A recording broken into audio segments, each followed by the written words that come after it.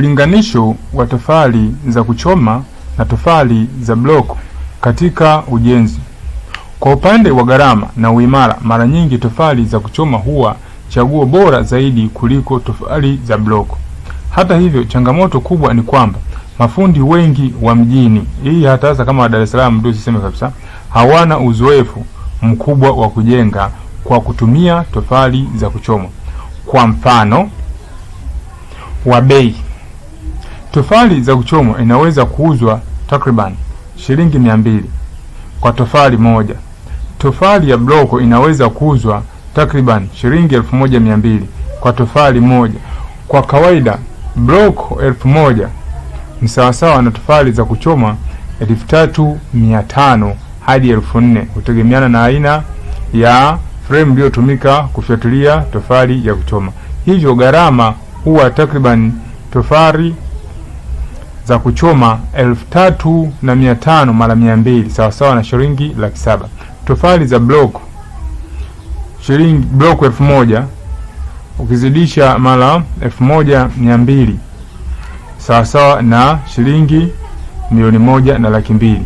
Kwa hesabu hii utaona wazi kuwa tofali za kuchoma hupunguza gharama ya ujenzi kwa kiasi kikubwa. Na hizi tofali za block kuna baadhi maeneo mengine huwa zina bei kubwa sana. Mfano vile ukiwa Bwawa, mkoa wa Songwe, pale Bwawa mjini, ndio utashangaa pale mchanga kidogo ni wa shida, kwa hiyo tofali yake huwa ni bei kubwa zaidi. Faida za tofali za kuchoma: gharama ndogo ya ujenzi. Udongo hauna expire date tofauti na sementi. Inawezekana kupunguza matumizi ya sementi kwa kutumia udongo kwenye baadhi ya sehemu za ujenzi. Kwa kawaida, sehemu za kona za nyumba na chini ya lenta hutumia sementi, lakini zile sehemu nyingine za kuta zinaweza kujengwa kwa udongo ili kupunguza gharama. Kwa sasa bei ya sementi katika maeneo mengi ni kati ya shilingi 20,000 hadi shilingi 25,000. Watu wa Dar kitu kama hicho kitawashangaza kwa sababu wao wananunua shilingi 17,000, lakini kuna sehemu nyingine huko mikoani sementi imefika mpaka shilingi 25,000 kwa mfuko mmoja. Hivyo kupunguza matumizi yake ni faida kubwa kwa mjenzi, maana maeneo yanayofaa zaidi kwa uzoefu wa maeneo mengi ya kanda ya Ziwa. Kuna maeneo ya nyanda za juu kusini ikiwemo Mbeya, na nyanda za juu kusini zote, Mbeya, Iringa, Songea, Ruvuma huko, wapi, Sumbawanga huko, Katavi na maeneo mengine ya jirani. Kutumia tofali za kuchoma pamoja na msingi wa mawe huwa ni chaguo zuri sana, hasa kama vifaa hivyo vinapatikana kwa urahisi. Mambo muhimu ya kuzingatia: jenga wakati wa msimu wa kiangazi, kwa sababu ile si unatumia tope. Msimu wa mvua kuta huwa zinayumba sana, kwa sababu ile tope linayeyuka na mvua na inasababisha kuta kupindapinda. Hakikisha unatumia fundi mwenye uzoefu wa kujenga kwa tofali za kuchoma.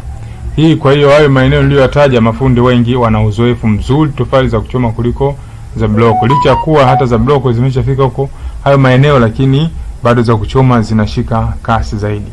Kumbuka, hata kama nyumba imejengwa kwa ubora mkubwa, baada ya takriban miaka 60 hadi 80, nguvu ya simenti hupungua taratibu na inaweza kusababisha baadhi ya sehemu kupukutika. Hizi tunazotumia za block kuna wakati utafika zinaisha, tofauti na za udongo wenyewe au expire.